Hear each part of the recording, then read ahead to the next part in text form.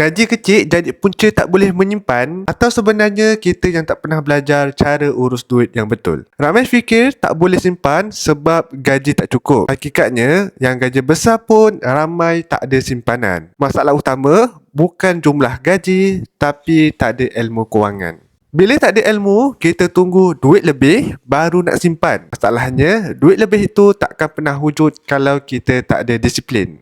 Cara nak selesaikan? Yang pertama, tambah ilmu. Baca buku kewangan, hadiri seminar, cari mentor yang betul. Yang kedua, guna prinsip simpan dulu baru belanja. Setiap kali dapat gaji, asingkan sekurang-kurangnya 10% terus untuk disimpan. Paksa diri. Yang ketiga, ubah cara menyimpan. Untuk jangka panjang, tukar sebahagian simpanan kepada aset fizikal seperti emas. Bila dah mula simpan emas, mindset akan berubah. Dulu, ada duit, fikir nak belanja. Sekarang, ada duit, fikir nak tambah simpanan. Simpanan bukan soal banyaknya gaji, tapi sejauh mana disiplin kita urus kewangan. Jadi, bagi sesiapa yang nak mula simpan emas untuk baiki kewangan, tuan-puan boleh follow saya ataupun DM saya sahaja. Saya akan guide tuan-puan step by step.